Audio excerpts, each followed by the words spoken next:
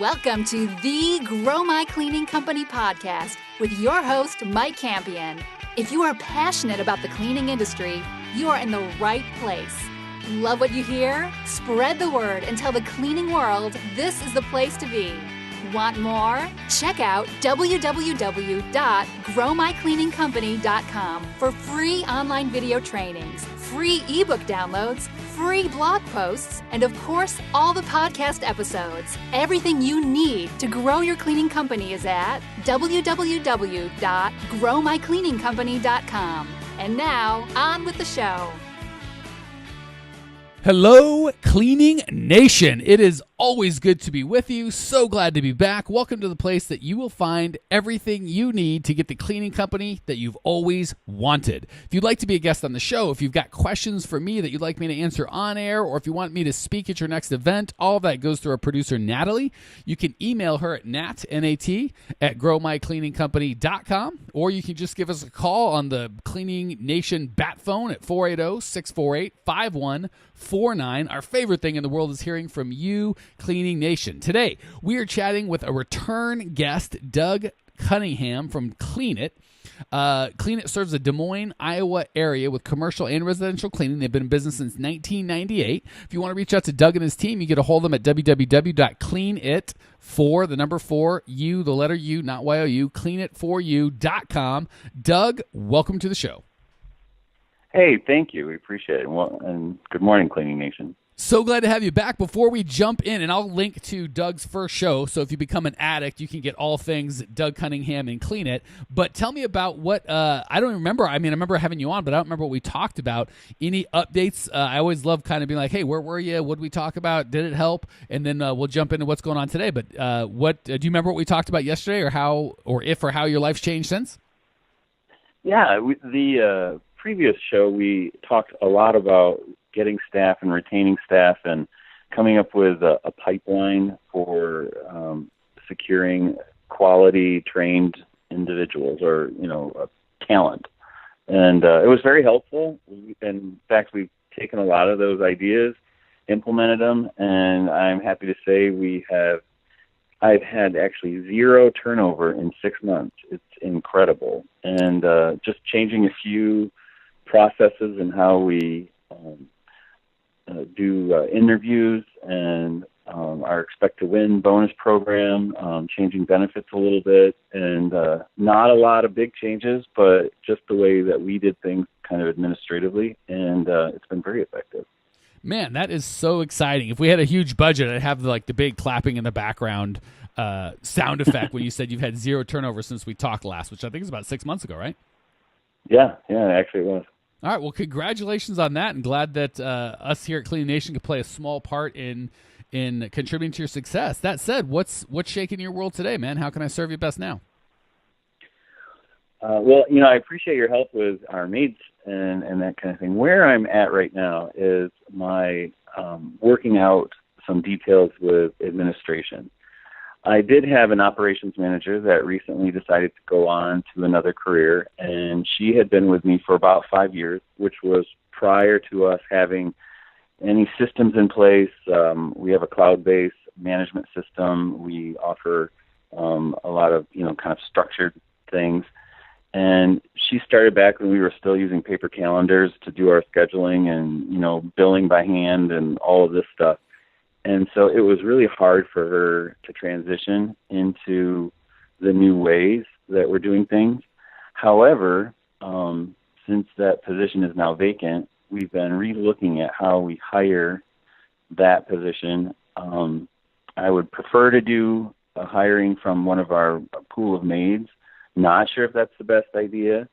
However, I'm really wanting to strategically grow the company. It seemed like, as far as an operation manager goes, they were able, in our current structure, to manage about 15 maids, and then they start topping out. And if we push beyond that, we'd have staff turnover, we would have a lot of problems. It seemed like, things weren't getting followed up with correctly. So obviously I need to look at the business model, turn it around somehow so that I either break up those duties or share responsibilities with that person until I'm able to hire a different type of individual, or have multiple operation managers to handle larger sets of crews. So I really would like your perception on how best to fix that and how we move forward, grow the company. We've got a great pipeline of new customers. Des Moines is a wonderful market to host, to be in business in. We've got a stable workforce, and it's great. So I think there's no reason why we can't grow this to be much larger than it is.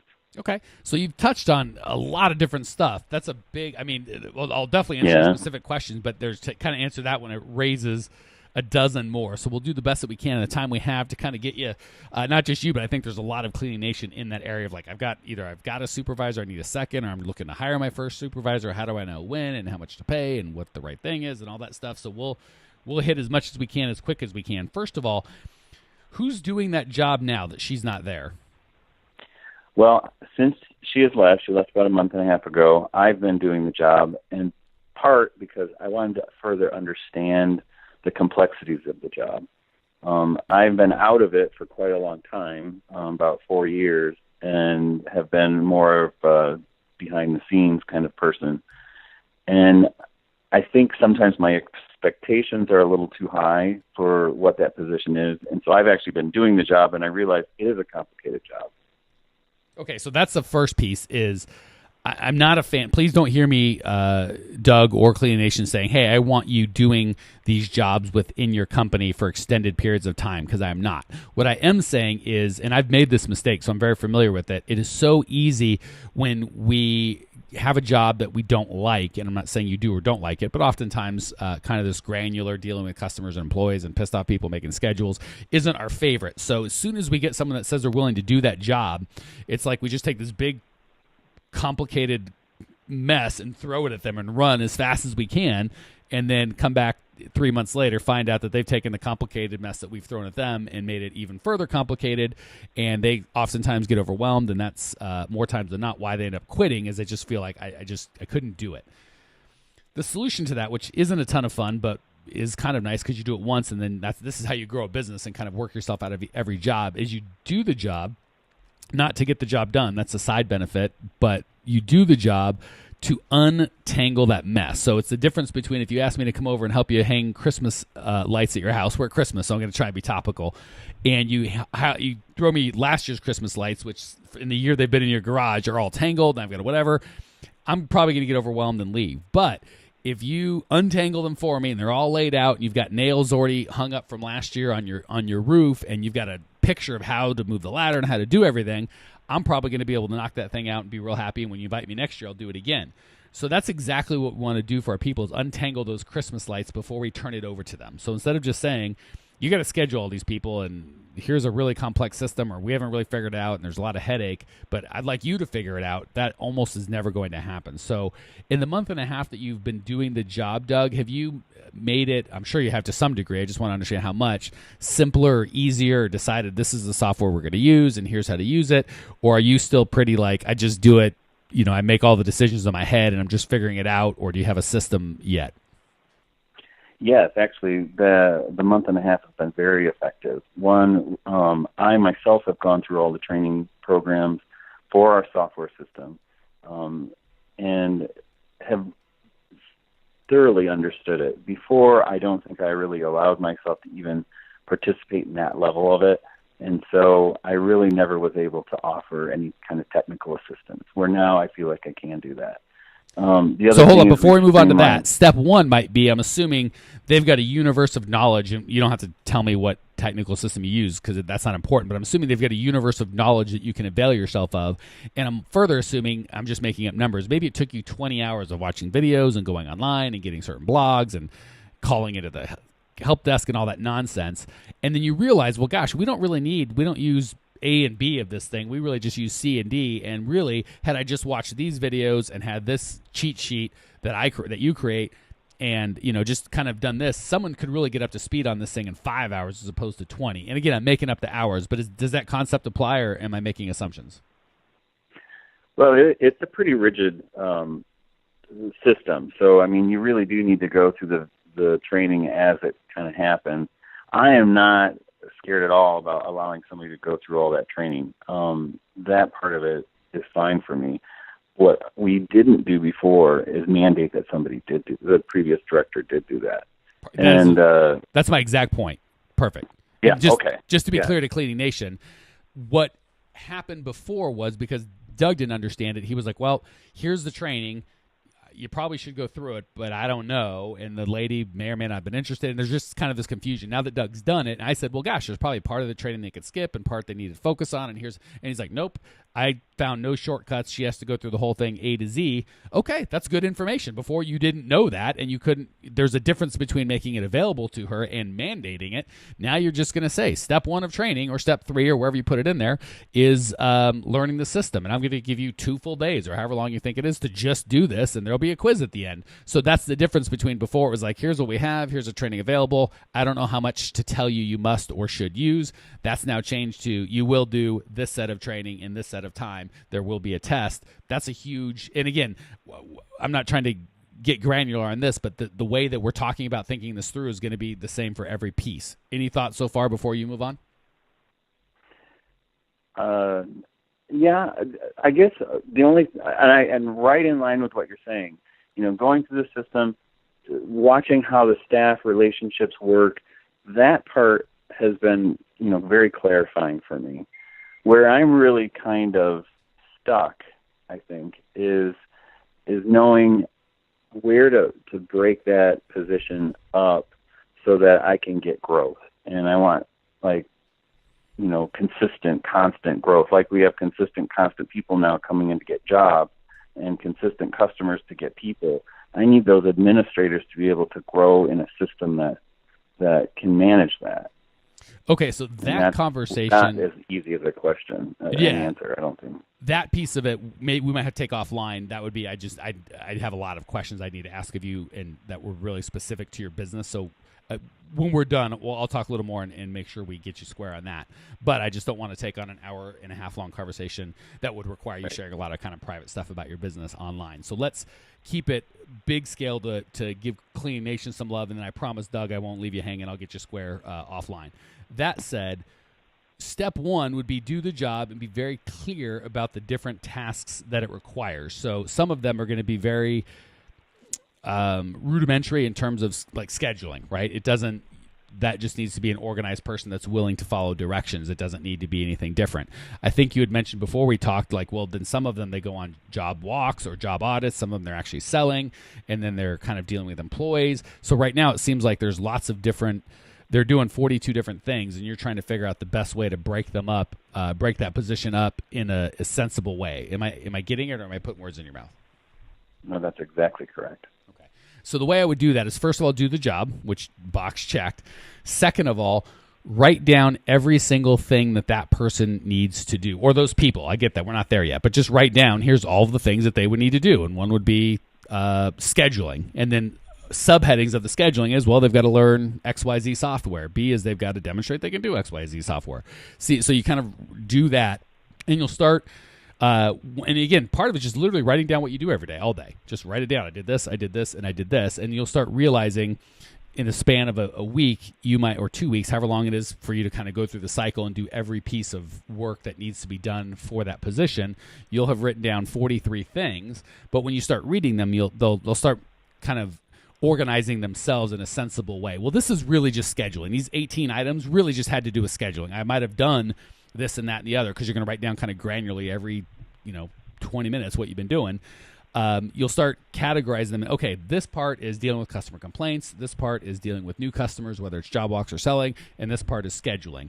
And I'm just making it up, but that should be somewhat close, no? Absolutely.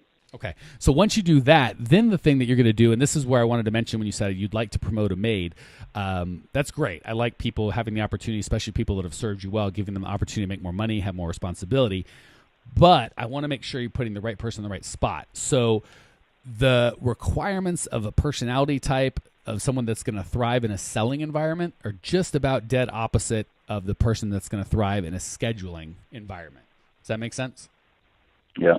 Okay. It does. Yeah, scheduling is very analytic, very Jenga, or Tetris, where you put the right slot in the right hole, and it's just a very different mindset or type of person that's going to be doing sales, certainly. And then typically a housekeeper is going to be a third mindset. So you want to make sure just the fact that they've been a loyal housekeeper and done a good job and a good quote-unquote employee or part of your team, you don't want to dishonor that by moving them to a position that they're not qualified for, wouldn't enjoy, or wouldn't be good at. So step 1 is to do the job. Step 2 is to write down everything that you do. Step 3 is to categorize it into, they'll naturally align themselves into 2 or 3 or 4 different job title or job descriptions, right? So maybe it's sales, maybe it's complaints, maybe it's scheduling.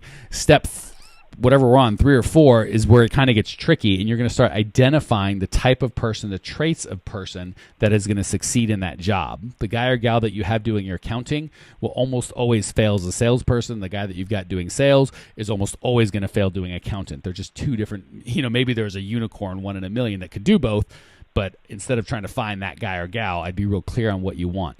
Any thoughts so far? Yeah, I think initially what I wanted to do was to provide an opportunity for people that work through our MAID system to promote them to an operations manager, eventually to give them the opportunity of owning their own store. I really wanted to build a pathway for people out of poverty into a successful lifestyle, where they can go from making $13 an hour to $97,000 a year. So, and that's been kind of a personal goal of mine. I realize that might not be the best for the business, though. So I love the goal. Would never say no on that one. The one caveat, and again, we could talk deeper into this offline. The one caveat I've got with that is,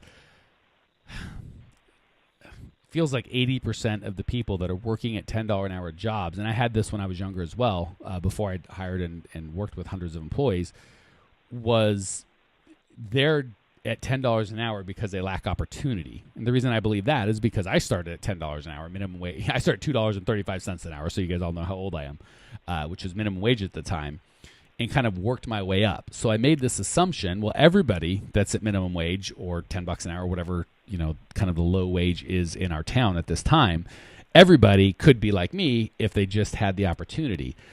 And I got disappointed a lot because I had the same thing I wanted to do for you, which was I want to help these people and have a better job. And the problem was I found 90% of them would call in and quit and do weird things that made them $10 an hour employees, right? They disqualified themselves, and it could be their family situation, could be their whatever, could be that's just what they wanted, right? I assumed everyone else kind of wanted what I wanted. So if that was your goal to kind of get people up, I would really want to start with the right pool of talent. So I would not want to just be like, hey, everybody that signs up for a $10 cleaning job, very few of those people are actually going to have the capacity or even desire to do what it would take to get to a $97,000, to have their own franchise or have their own store. That just takes a lot of work. You might be 1 in 10, 1 in 20, which is fine. You want to have a path for that 1 in 10 or 1 in 20 human being to do that. I've done that many times where people start off very low wages and left me making lots of money. And I couldn't tell you, Doug, and Clean Nation, that's very fulfilling. But if you think everyone is going to follow that same path, that's a problem. So you just want to make sure you have multiple paths so everybody can kind of have a path to what looks like success in their life. For them, it might just be cleaning, making $12 an hour. That might be it. Or they might just want a second job. Or there's different people that want different paths. So I would encourage you to honor and recognize that everybody's not going to need a path to ownership, but they're going to need a path dependent on them. Does that make sense or no? It does. One of the things I have noticed is by being a company that does allow a path, because a lot of cleaning companies don't seem to have a path. It almost, and you hear it's a dead-end job or whatever to clean somebody's house, unless that's what you really enjoy. However, where we have been different is we've been able to pull talent from other companies of people that are choosing to do more with their life. And, because we already have a structure for people going from being a warehouse tech to a maid to a team leader, but we haven't taken it the next step to take, those few and far in between that really have the organizational skill to stand up to be an administrator. All right, so let me give you one last bit of feedback, and then we're going to hit the lightning round because I don't want to go over on time. I do want to give you the opportunity to kind of contribute back with the lightning round. The last thing I'd say is the best way to be able to have that opportunity is to grow your company. So don't get it backwards in terms of, and this isn't just I agree. Certainly for Clean Nation. Yeah. So again, I'm going to hit it just. Even if you get it, I want to make sure Cleaning Nation does. So many people want to provide more jobs. So they say, what kind of company would we need to have to provide better jobs? Well, the answer to that is a company that's growing and successful. So first and foremost, we always need the company to be growing and successful. So when we're writing job descriptions like the process that you're going through, Doug, we certainly want to take into consideration how will this affect our path to leadership or our path to personal growth. But first and foremost, foundationally, it needs to be what does this person need and what does this person need to provide for our company and what type of person will this look like? So we're hiring good salespeople to be salespeople and good administrators to be administrators, team leaders to be team leaders. But we understand philosophically, foundationally, someone that is a good cleaner does not always necessarily make them a good team leader. And in some cases, it actually precludes them from being a good team leader, right? They're good at kind of, here's my box, get this done. I like getting it done and going home.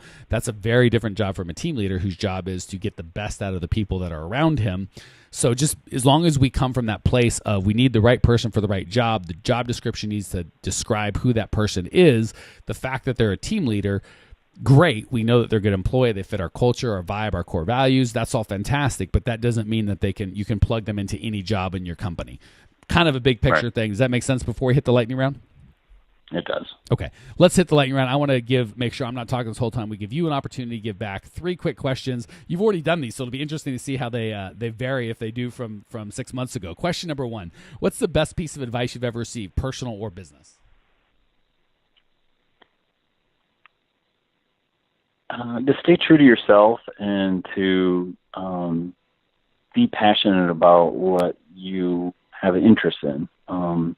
And I've been lucky and fortunate that being able to follow that advice, I bounce out of bed in the mornings and I barely want to go to sleep. I love what I do. I hope I can do it until I'm dead. So I think that is encouraging. That is... Man, if I could give a gift to any of Cleaning Nation, it would be that they jump out of bed, love what they do, and just that God bless you, Doug. That's awesome. Question 2, what's the biggest mistake you've made in the cleaning business that maybe we can learn from?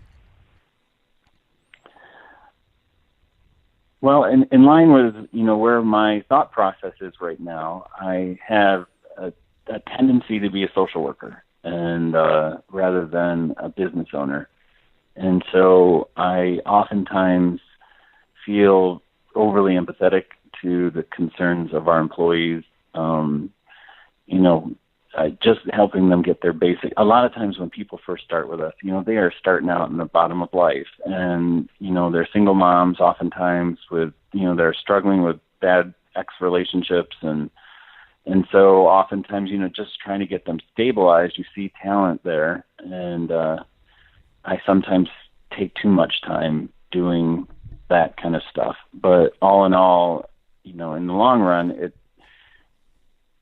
it's been a relatively positive situation, but I think I probably get a little too overly involved.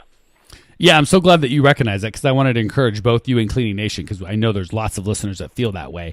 It's like fire. You can't say fire is good or bad. It just, it depends how you use it. So I would encourage you that attitude of that empathy and caring and having a desperate desire to see your employees do better can torch your building to the ground, or it can be the thing that you use to make it great. So I'm glad that you identify like, hey, that's kind of, it's a mistake I've made, but also the same thing that makes us great can be our biggest weakness. Last question. What's one idea Cleaning Nation can put into practice that will improve their lives and or their businesses?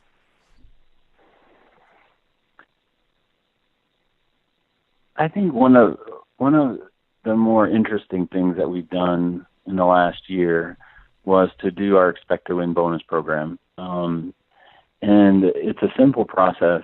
What it is we print up, and you can do this through Vistaprint, these thank you cards that the maids leave on the counters. And there's a CRQ code on the back of it, and the customer can scan it or write a note or send a text or email us what they've loved about what their maid did today. And so we post all of those in our main hallway in our offices. And so every crew that comes through sees those compliments. And then attached, if those people if the maids get like 15 compliments within the 90-day period, then they get a raise on their review. And the thing that was so bizarre is I thought 15 compliments was going to be a lot because we just didn't see many compliments. But we have maids that are now getting 15 compliments a week, and we then post those on our Facebook and our social media, and we've now become the number one highest rated cleaning company in Des Moines.